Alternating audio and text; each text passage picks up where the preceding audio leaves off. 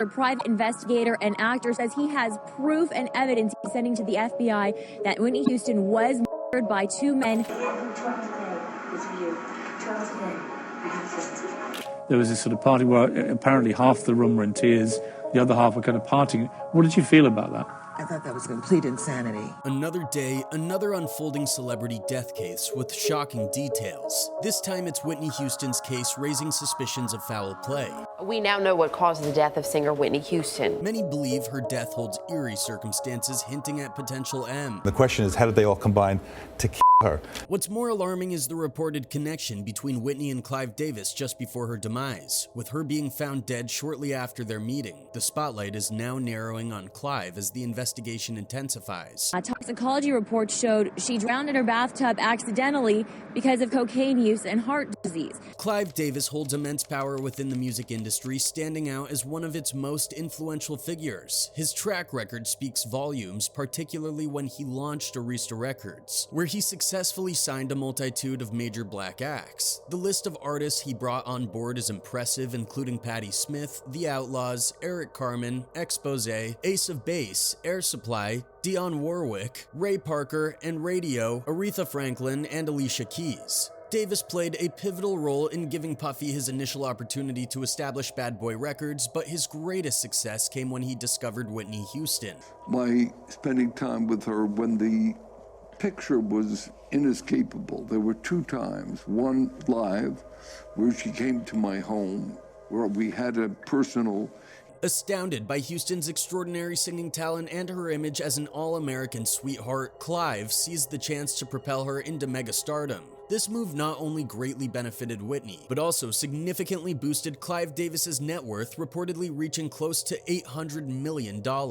However, as Whitney Houston navigated the complexities of the music industry, she, like many others, began to observe peculiar and unsettling occurrences. In her 2002 interview with Diane Sawyer, she candidly addressed the challenges she faced and the demons she battled, shedding light on the darker aspects of the industry. Whitney at times looked uneasy, uncomfortable, and at many times cautious within every word she spoke, and even spoke that she herself was possessed with an inner devil whom was controlling her. It was rough. It was rough. I think I kind of reverted back as I got older and said, well, I'm just gonna party, you know?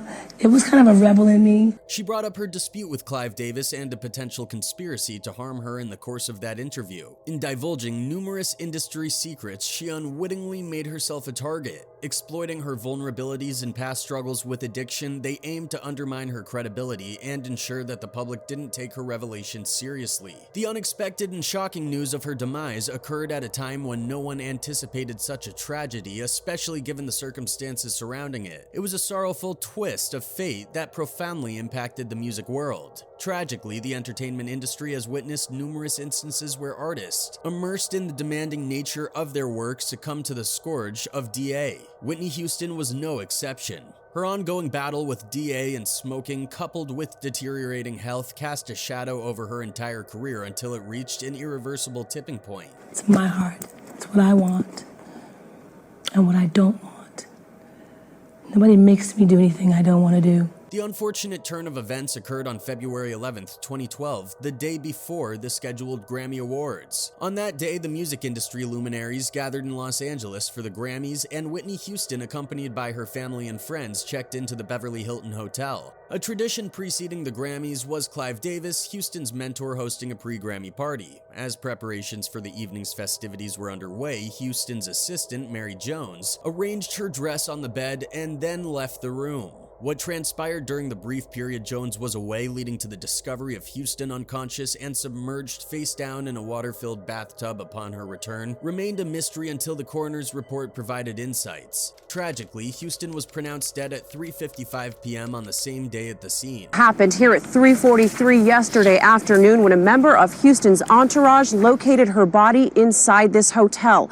So far, police and the coroner are refusing to. During the investigation, the police discovered an open champagne bottle and a spoon containing a white crystal-like substance in close proximity to Whitney Houston. Additionally, a variety of medications, including an antidepressant, a muscle relaxant, and allergy medication were found in her system during the autopsy. The coroner's report, released several weeks later, attributed Houston's death to heart disease, the use of C, and accidental drowning. It was also revealed that Houston had a mild case of emphysema, a condition affecting the lungs and causing shortness of breath, contributing to the gradual loss of her captivating and powerful voice. Numerous speculations about Houston's personal life emerged, explored in films, documentaries, and biopics released both before and after her death. However, amidst all the scrutiny, what remained unwavering was Houston's musical prowess and her soulful, mesmerizing voice. On one end of the spectrum, Clive Davis is revered and celebrated as a highly accomplished producer. He's renowned for his ability to nurture a diverse array of artists and create musical masterpieces that have left an enduring impact on the industry. His legacy and innovative practices have firmly established him as a pivotal figure in shaping the modern music landscape.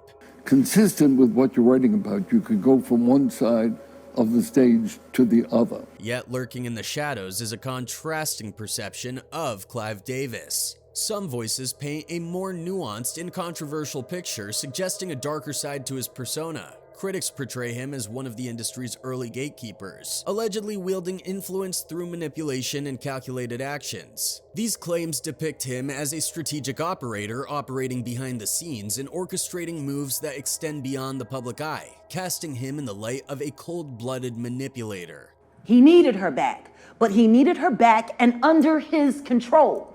In the intricate tapestry of the music world, Clive Davis occupies a dual role. Revered as a legendary figure, yet also cloaked in speculative whispers. This duality is emblematic of the complex nature of the entertainment realm. His alleged mentorship of Diddy adds another layer to his enigmatic persona. Most likely because he was victimized by his mentor, who loved to control people. While Clive has earned acclaim for his musical productions, he now finds himself at the center of discussions regarding his romantic life. After 2 marriages and divorces, Clive embarked on a journey of self-discovery, openly exploring the possibility of being attracted to men as well. During this period of self-reflection, Clive came to the realization that his SO was not exclusively hetero-S. You had never publicly talked about was the fact that you'd had a relationship with a man and then several men. Marking a significant departure from the convictions he held during the first 5 decades of his life. In his published book, The Soundtrack of My Life, Davis recounts that his initial experience of engaging in a S-encounter with a man took place during the Studio 54 era, a period when he was married to his second spouse, Janet Adelberg.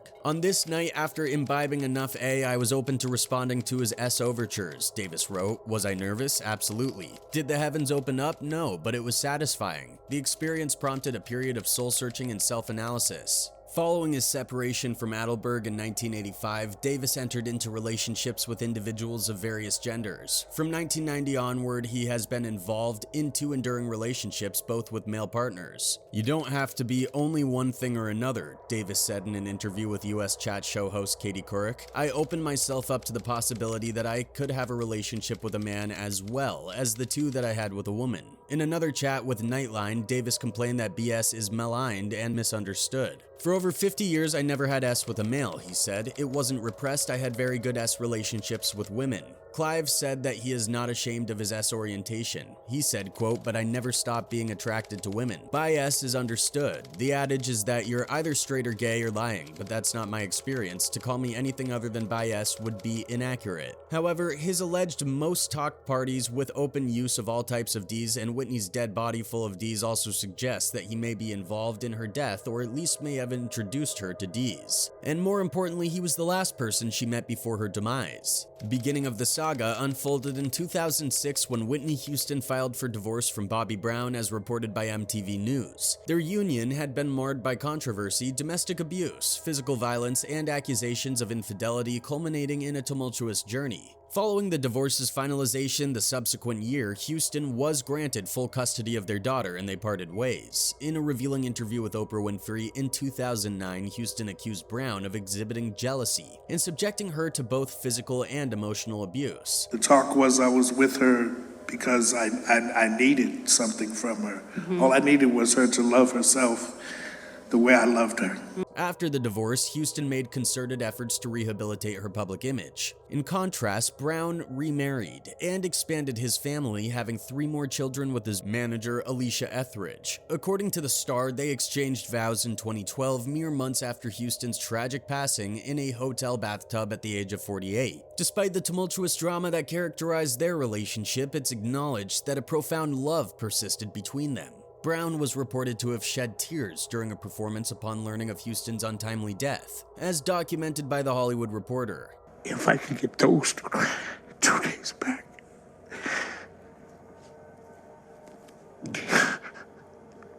Contrary to popular belief, it was revealed that Whitney Houston's husband was not solely responsible for her downfall. Other individuals played a role in her struggles, while Bobby Brown has often been held accountable for Houston's substance abuse issues. Robin Crawford, the singer's close confidant, disclosed that signs of problematic D-use were evident in Houston before she even met Brown. During an NBC interview promoting her book, A Song for You, My Life with Whitney Houston, Houston's best friend, who also claims to have been her lover, opened up about the Grammy winner's history of D-use. Houston tragically passed away in 2012, with D-use cited as a contributing factor to the coroner's report. D-paraphernalia, including a small spoon with a white crystal-like substance in it and a rolled-up piece of white paper, was found at the scene. When asked by Craig Melvin when she realized Houston had a problem, Crawford responded, quote, "I would remind Whitney that, now you know we said doing coke couldn't go where we're going and we're already there, so she shouldn't be doing it. However, I'd noticed that she would go ahead and do it," Crawford continued. She was having difficulty stopping. Crawford and Houston first crossed paths as teenagers at a summer camp in 1980, where their relationship turned intimate as revealed in Crawford's book. However, Houston reportedly ended their romantic relationship in 1983, citing concerns about how a same-sex relationship might impact her burgeoning career after signing with Arista Records. Despite this shift, they remained steadfast friends, with Crawford taking on various roles in Houston's life, including personal assistant, roommate, and notably maid of honor at Houston's marriage to Bobby Brown of New Edition fame in 1992.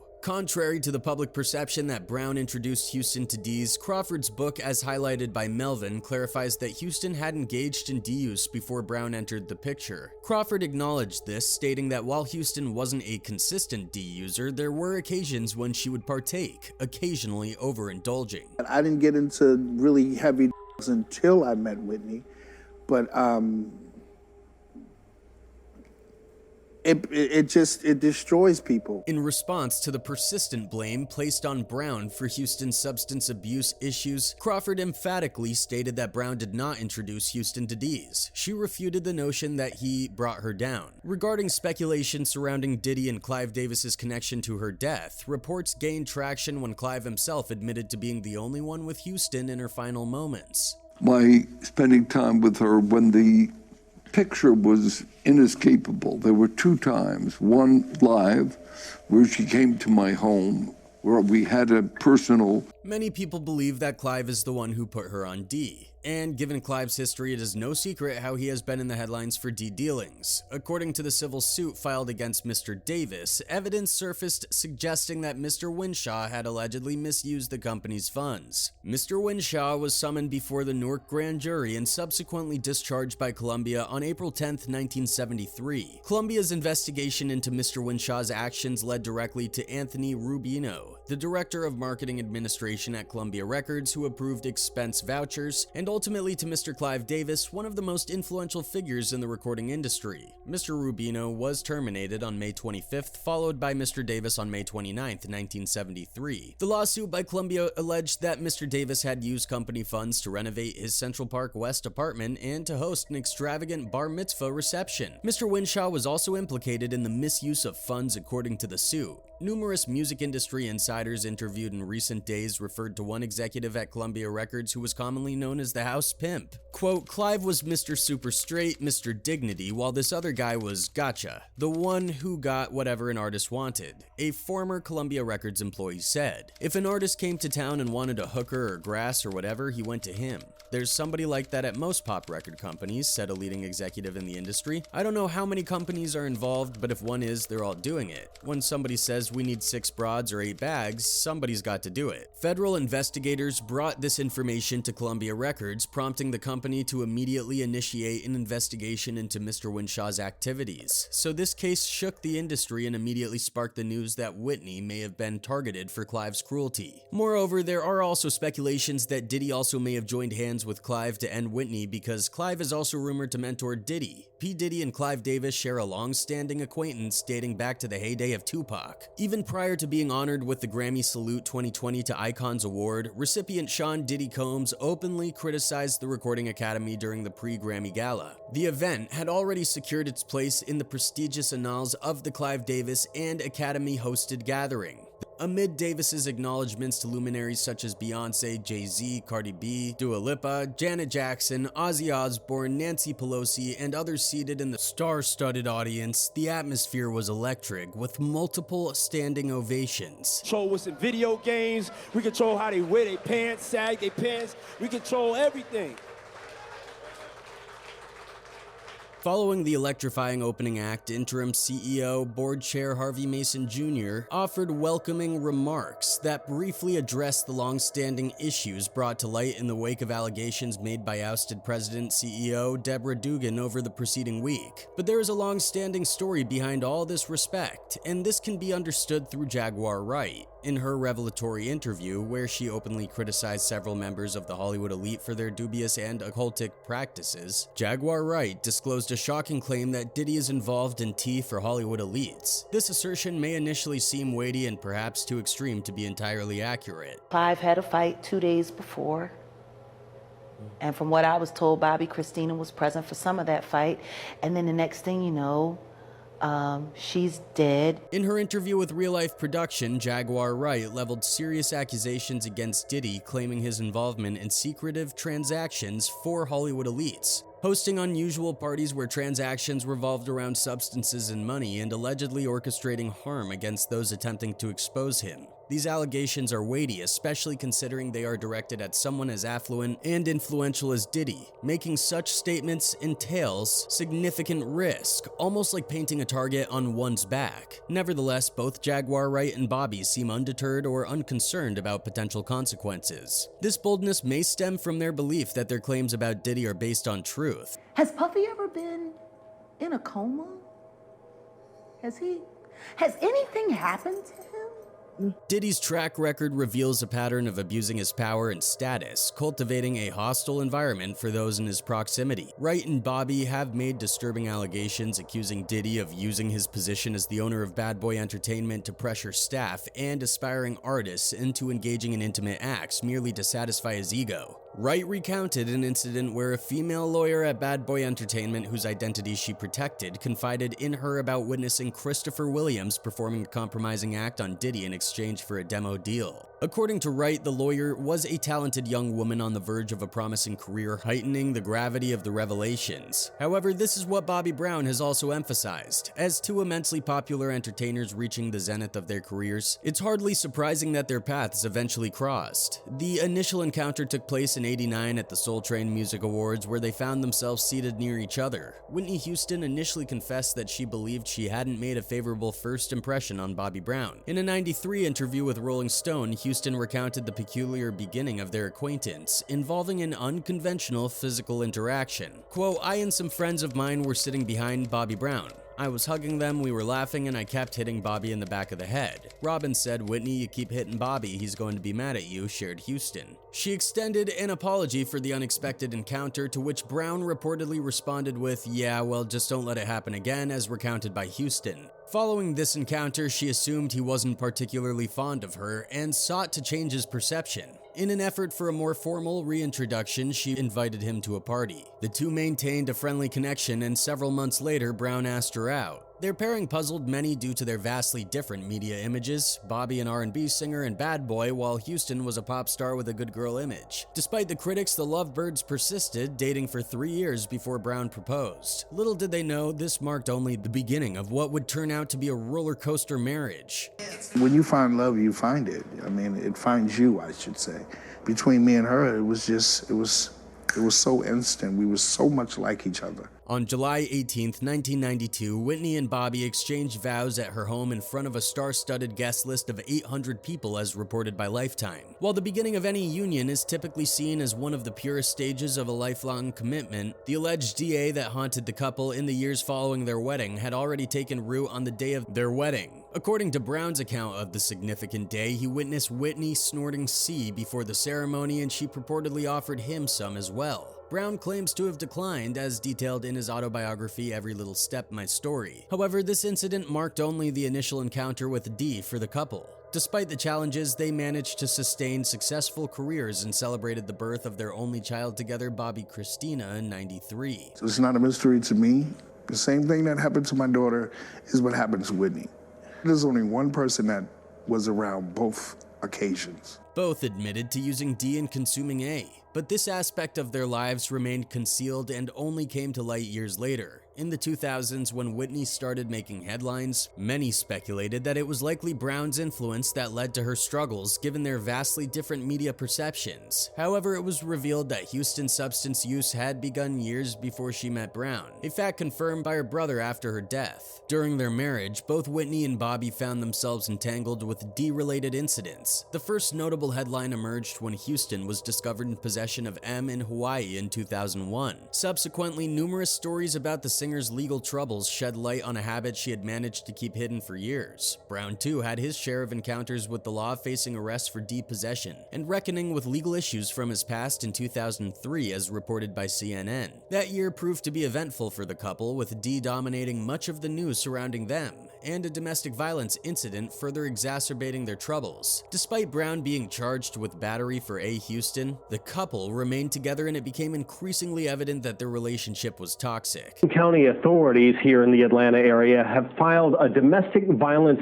battery charge against R&B singer Bobby Brown. The pressures of fame took a toll on Houston. In 2002, a year after being caught with D, she made a notable appearance on the interview show Primetime with Diane Sawyer. The infamous interview featured a stunning admission where Houston discussed her D use and coined the memorable phrase "crack is whack." By 2004, her D use had escalated, leading her to voluntarily admit herself to rehab for a few days, as reported by Entertainment Weekly. A year later, she returned to rehab for a second time. Is it alcohol? Is it marijuana? Is it cocaine? Is it pills? It has been, at times. The spotlight on Whitney Houston and Bobby Brown's tumultuous relationship intensified when they became the focus of the reality show Being Bobby Brown. Premiering on the Bravo network in 2005, the show captured their lives over a few months the previous year. While the series primarily aimed to showcase Brown's career and personal life, Whitney Houston played a significant role. Brown hoped that revealing this side of his life would alter the public's perception of him, but Being Bobby Brown had the opposite effect. The reality show proved to be a disaster for the couple, who at that time could have benefited from positive public imagery. The cameras seemed to exacerbate their public image issues, and the show did not return for another season. Within about a year, their separation loomed on the horizon. All the things mixed, Clive got the chance and introduced her to D's, just a theory. One of her fans wrote, quote, "It really hurts my heart that Whitney Houston was literally fighting people to save her life. How scarred she must have been, the betrayal." Another one added, quote, "Clive Davis should have canceled and rescheduled that party, period. He was so disrespectful towards Whitney's death, M. I didn't realize what a big pervert Clive is. How disgusting of P. Diddy to do what he did to Clive." Unfortunately, this escape often takes the form of D or A pattern with dangerous consequences, as history has shown. Many celebrities have fallen victim to addiction, which tends to insidiously and abruptly infiltrate their lives, causing havoc. The tragic example of Whitney Houston serves as a poignant reminder of the devastating impact of addiction on iconic figures in popular culture. However, it's essential to recognize that addiction is a pervasive societal issue that can affect anyone, extending beyond the realm of familiar faces on television screens. Addressing the underlying societal problem is the true concern in this regard.